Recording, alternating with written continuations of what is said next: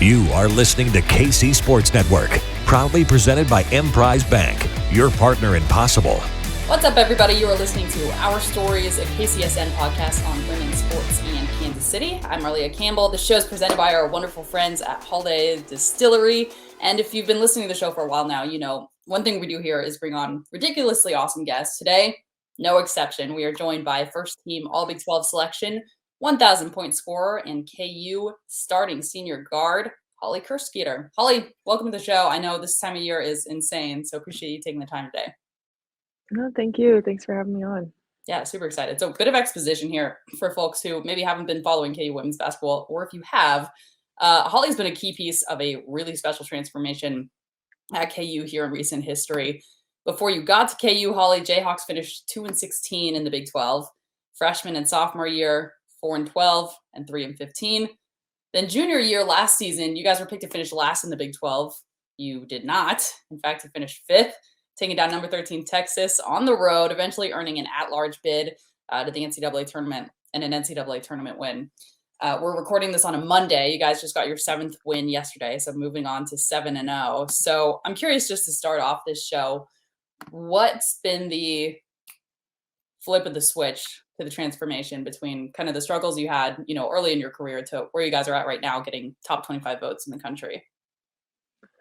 I get that a lot. Yeah. I would say, you know, there's not one right answer. There's not like one key piece. I would think it was definitely, like you said, a transformation. So it was like a step-by-step process because we kind of added piece by piece every year. So I know that obviously last year we added Tiana Jackson. This year we added Wivette. But I would say the biggest achievement that we've had would be kind of just our on-court chemistry that's made us better. But we also have that chemistry because we have people who are bought in and who want to be here. And we have players who, regardless of what the past has looked like, we wanted to change the future. And we were committed to doing that. And we knew it wasn't gonna be hard, or we knew it wasn't gonna be easy. We knew it was gonna be hard, but regardless of X's and O's, regardless of recruits, we had people who just wanted to be here and wanted to help fix that. Yeah. So, Yeah, I think that's yeah, great answer. I think that's really cool in general, but especially right now with everything with the transfer portal going on, to, you know, have a team stick it out and turn it around the way you guys have is really, really special. And for you, I'm curious what brought you to KU, because I know, are you from Oklahoma or Kansas? Kind of both. What would you say, like, where you're from? Yeah, I grew up a small part of my life in Kansas when I was very little, but no, for the most part, I lived in Tulsa, and so no, I consider Tulsa home. I consider Oklahoma home, but I came here.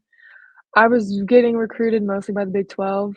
I went to a few Big 12 schools in Texas also, but I wasn't afraid to leave home. I kind of wanted to get out of Oklahoma. Everyone in Oklahoma really loves football. And obviously, when you come up here, it's a basketball environment. So I didn't go on a ton of visits. I didn't do a long recruiting process. I knew I wanted to get out, but also just not too far from home. So it was an easy pick. And me and Brandon hit it off like really well in the beginning. Like he was just someone I felt very comfortable with, and someone I knew that I could trust as a coach and as a person. So, and obviously that's played out as it should have been. So we've been successful together. We've been not successful together, but it's what's made our relationship, you know, stronger. So Yeah. it worked out.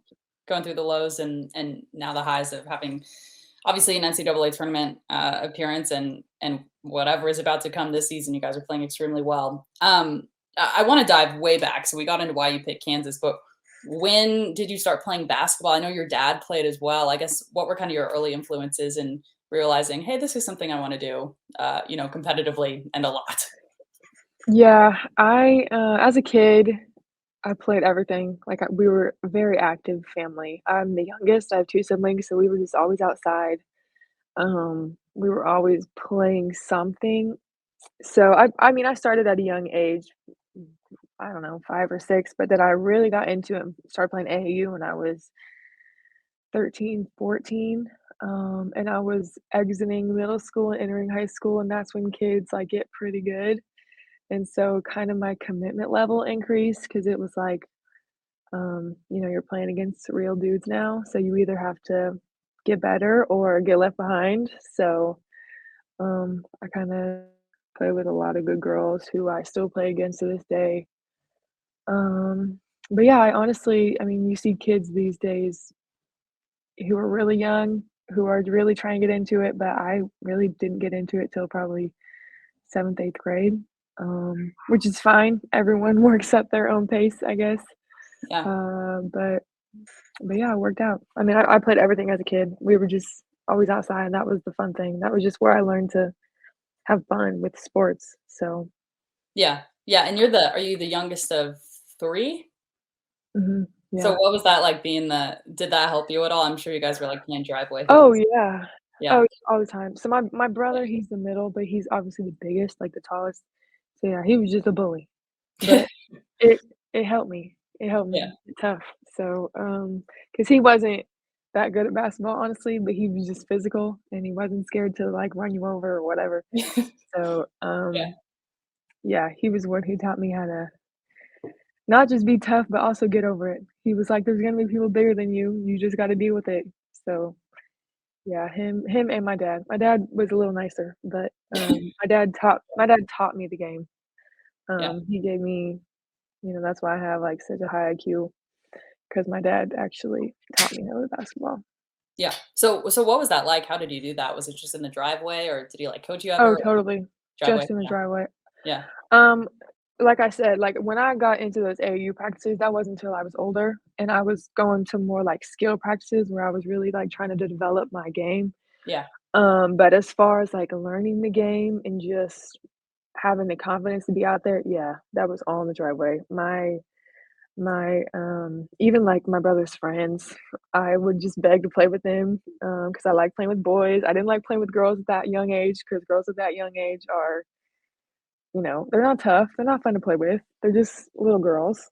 I wanted to play with boys, so, yeah, it was fun. You just have to learn to have fun with something before you take it too seriously. You have to know that you like it before, you really commit to it, and so, what better place to do that than the driveway? Yeah, yeah, it'll So, it'll scrape you up pretty good, that's for sure. And mhm. you can see that in your play now, just, like, the confidence you have and kind of this, like, swagger. Do you think that came from playing against the boys, when you were a kid and having older siblings who'd beat you up a little bit? Yeah, anytime where something, gets hard or we play against, like, a physical opponent, I just always tell myself, like, "You've played against worse, so Yeah, you'll be okay." Like, yeah, you know how to adjust to this because you don't always have to be the biggest guy or the tallest or the toughest. You just gotta do, the fundamentals. So, yeah. yeah. So how would you describe your play to someone who's never seen you before? How would you describe your game right now? Uh, Because I I know think as how I would much describe your game. Yeah. I think, um, if you're an outsider looking in, obviously people see me as, like, a scorer, a three-point shooter, but I really try to be someone who, um, starts with defense and gets momentum from defense. Uh, as much as people see me score, I know Brandon puts as much expectation on me as a defensive presence and holds me to just as high of a standard, which I know people don't necessarily see. Um, but I see it. Obviously, I feel it every day in practice. But I don't know. I don't know how to really explain it in like a few words. I just try and be a balance, really. Yeah. Yeah. Has your game always been balanced in that way, or was there, like, anything specifically you really had to make a jump in when you, went from high school and club to the college level? Um, I actually think that I was not confident. I was very tiny. I was skinny. I wasn't a skilled player as I am today. I wasn't as much of a scorer as I am today. But I was always told, if you can play defense, if you can get a rebound and run, if you can, guard someone, that you don't have to score. You're still gonna earn your spot on the floor. So, I think my scoring has definitely evolved, especially here at KU. I know I have never shot this much ever since before college, but, I just kinda took it step by step, and eventually that kinda evolved, which has, done really well. Yeah, I read a piece by a wonderful colleague, which if you're listening to this and if you haven't read it yet, Matt Tate, I know did a story about you in the Lawrence Journal World or KU Sports, and he said, "Were you getting yelled at early in your career for not shooting? Is that a thing?" Yeah. Yeah, Yeah, when I got here freshman year, I didn't really know what to expect, honestly. I mean, I knew I was recruited because I was a good player, but I really wasn't sure of the role I was gonna have or if I was gonna have one at all. And then we started getting to practice, starting to get into games, and I was just shooting really well, and I practiced more than I ever practiced. Obviously, this is a different level of commitment, but, yeah, and so I had the best three-point pursuit percentage on the team, and Brandon kept telling me to shoot more, and I was like, "Are you sure?" Like, I I don't know. And he was like, "Yes, like, you practice hard all the time, like, you have the numbers, like, you've earned the right to shoot." So, yeah. yeah, it worked out. Yeah, I wanna touch on that a little bit more. So I played at Wyoming, and my transition Mhm, from high school to college was there were times where I was like, "This is a different sport." It was just the mhm. level is just so crazy. I don't think a lot of people know, like, the speed of the game and just, like, the intensity of film and those things. What was your process like going from the high school game to, Big 12 basketball? It was very I don't it w I wouldn't say hard, but it was definitely a transition. Everything was very different. My high school team, I was my senior year, I was the tallest person on the team, like, Yeah. That's all you but I also 5'11"? held 5'10", 5'11" in basketball Yeah, shoes, maybe. yeah, But, I was also bringing the ball down, so it was like, yeah, we were missing some pieces. And then when you get to college, it's like, okay, this person plays this position, this person does this and this and this and this. And you have one role, and if you mess up the role, then your opportunity is gone. yeah, So, but I think besides that, just the quickness and the size, everyone is big, everyone is fast. yeah, So, you just adjust. And obviously, like I said, that took us a few years, but look where we are now. So it's yeah. okay. Yeah. What got you through those, like, tough years when you guys are, kinda losing a lot? And I know you had a couple years where you started really well in non-conference, and then things kinda went downhill in the Big 12. I guess, how did you guys, like, mentally, your class and you as a leader kind of as the years went on, like, how do you rally, Yeah. the troops and keep going in the off season and that kinda thing? Yeah. It's hard. I would say the main thing that kept us together was probably just a sense of, like, faith and hope. Like, we knew that things weren't falling at the right time like they were supposed to, but we knew that we were putting in the work, and we also had this trust in each other that it was just going to work out. Like, we knew we were on a young team that was developing. We were in a new program with a new coach, and we just understood that it was going to take some time. I mean, look at me and Zakaya. Me and Zakaya have played literally every game together, and we've had the same mindset for every game together that we've played, which is honestly one of the main reasons that I was able to stick it out is because of, people like her and having a teammate like her. I've never had a teammate like her. Um, and obviously having Brandon. So Brandon was always like the backbone in those situations. Like, all right, we knew this is tough. We know that it's not working out right now, but it will. Yeah. And not a lot of teams can say that they've done that. So Yeah. Yeah, a lot that's especially with the transfer portal now, I feel like right. people either abandon ship or it just never comes together, Right. so really special what you guys are doing. Take me to, like, the beginning of last year when you guys were picked last. Did you guys know at that point you were being, overlooked a little bit? Yeah, but we really weren't worried about it. Yeah. I know Brandon personally, he's someone who takes things like that and it like fuels him. Yeah. Um, but we also tried to like not let that be our mindset. Like we try as a team and be like, "All right, we're gonna be good because we know we're gonna be good, not because we want to prove people wrong." Yeah, It's for our own good, it's because we work out every day, we show up to practice every day, do this for ourselves, and not for others. So, but at that point, we had kind of expected it just because obviously the year before we finished last and, years prior, we'd done the same thing, so it was like, we had created this pattern, there was this pattern here, and we hadn't shown anything that we were going to break that pattern yet, so it was just a safe and easy choice for the Big 12 to make. So, sure. no, we really didn't look into it that much. Um, we weren't worried about it, and obviously, we didn't let it affect us, so, Yeah. Yeah. yeah. I think that question's so, like I feel like I've asked that now on this end of things, like, a million times, but in the locker room for us, it was always, like, a conversation topic for, like, 1 practice, maybe, like, before practice, and Yeah, and we never then thought you about it move ever on. again. Yeah. Yeah, that's it. Yeah. So, I guess what did it feel like? I guess it had to be kind of like, full circle moment a little bit when you guys got that at-large bid to the NCAA tournament. Can you just take us, I guess, to the moment when you heard your name called and found out you guys were gonna be the 8th seed?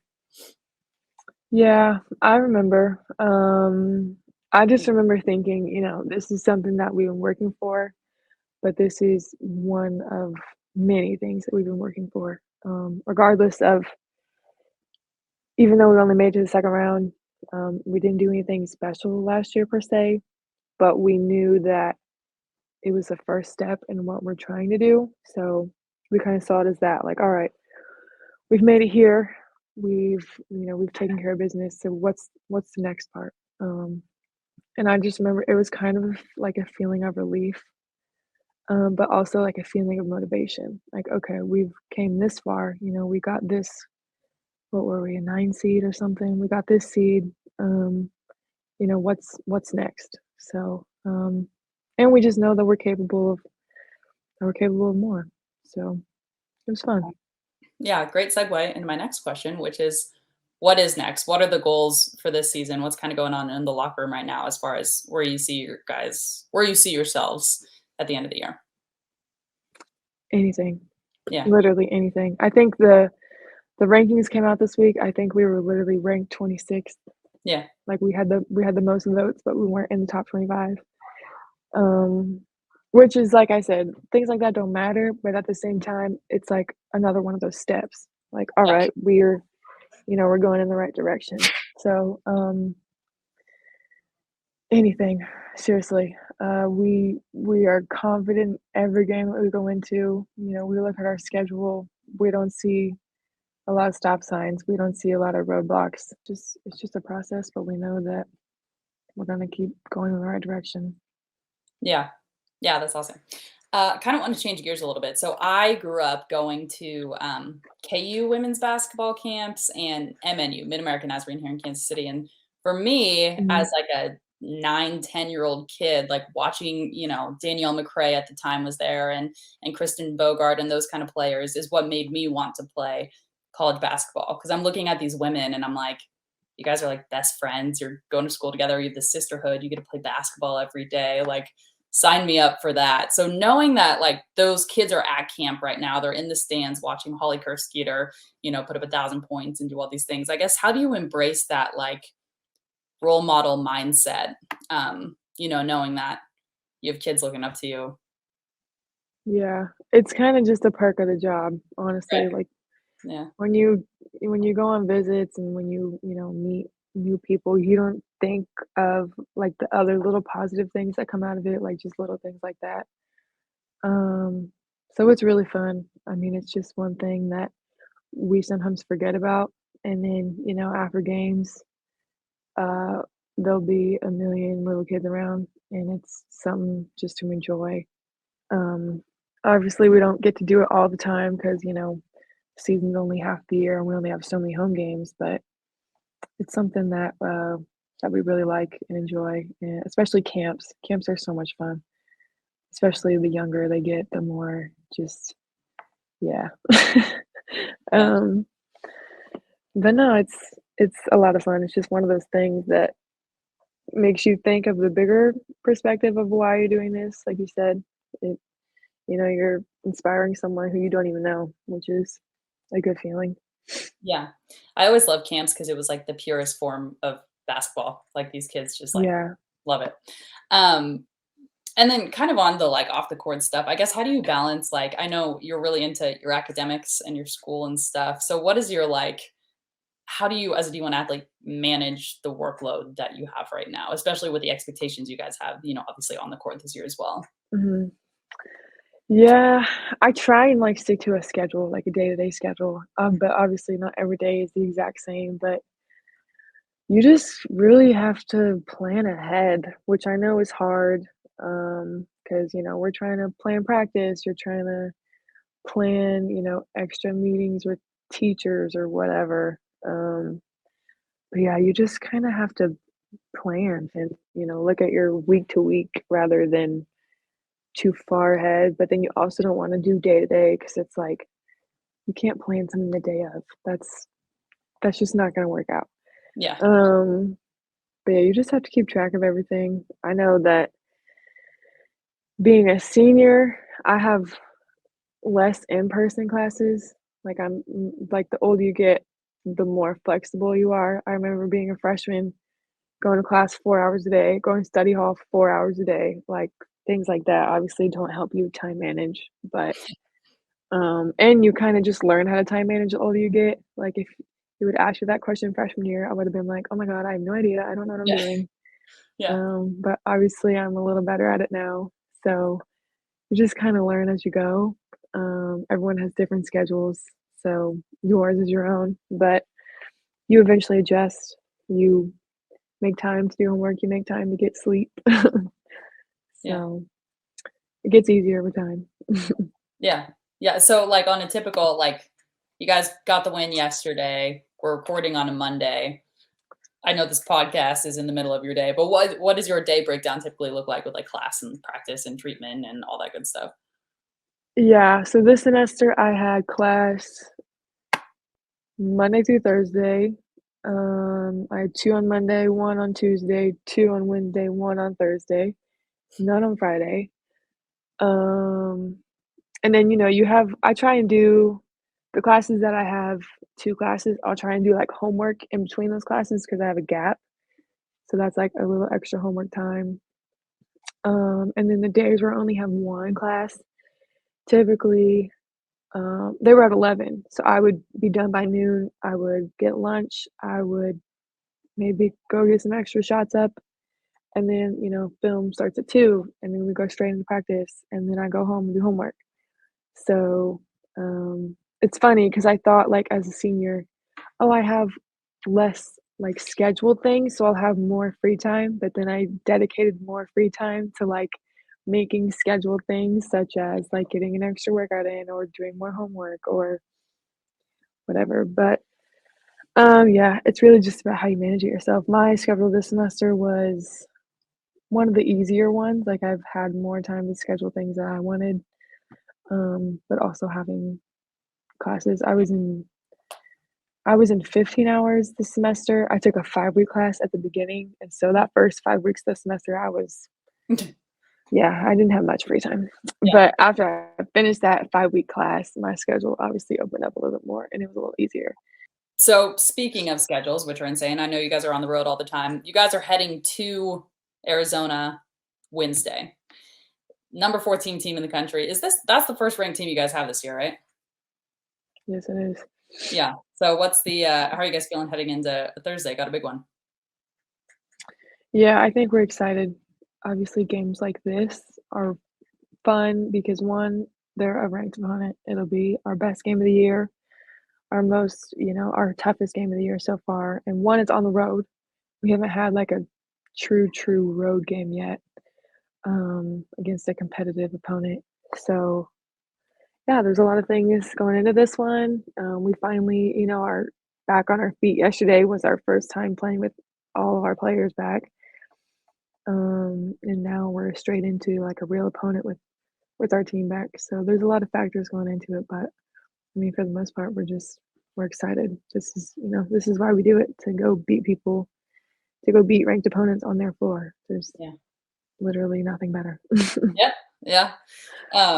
Man, that's awesome. So, want to let you get to your day. So, I have two quick ones for you. One is that I know, I don't know how many 8-year-olds listen to podcasts, but I know that parents listen to podcasts. And like for the parent listening to this that has a daughter that is watching Holly Kersgieter and wants to be her someday and is, getting into basketball, I guess, what's your advice to kids who know they love the game and know they want to play college? I guess what are kind of some tips on how to separate yourself and get to the next level? I would just say, obviously, you have to work really hard, but at the same time, be yourself. Um, a lot of people ask me, when did I start playing competitive? How did I, gain such a high IQ or whatever? But I tell people I didn't start playing competitively till I was like, what, 14? Like real basketball, 14, 15? Because I just I went at my pace. Like I worked really hard, but I didn't, try and become someone that I wasn't too fast. Um, so yeah, just everyone has a different role. Everyone is their own player. Just adapt to that, get used to yourself before, you try and become a better version of yourself. Um, yeah, just go at your own pace. Yeah, I Everyone love is that. not on the same timeline.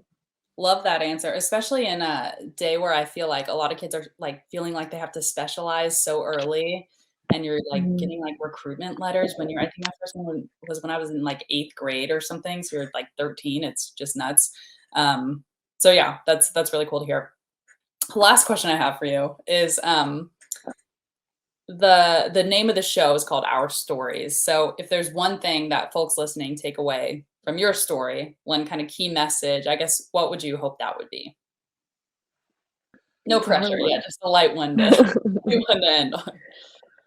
Um, my story would be that I don't want this to sound bad, but I did what I wanted to do. Like, I always trusted my gut feeling. And I'm just like proud to say that like everything I've done for me because I wanted to. A lot of kids get caught up with, you know, recruiting processes and letting people make decisions for them and not really seeing the purpose of, why they're doing it. And even when times are hard, I just have to remind myself like what I'm doing is important to me and it gives me purpose for the time being until I figure out what I'm going to do next in my life. I don't know. But for right now, I'm here because I want to be and it gives me purpose and I enjoy it. I didn't worry about others. I wanted to play college basketball. And so it's worked out. Yeah, I just kind of stayed true to me, I guess. yeah, I love that answer. That's such a valuable thing. Think especially for young women to hear, Mhm. growing up from someone who's, first team all Big 12 and leading one of the best teams in the country and is gonna go get a win on Thursday. So, Holly, thank you so much for your time. I know your schedule is chaotic, and, appreciate you spending the time here with us on KC Sports Network, and have a great season. Thank you. Thank you for having me.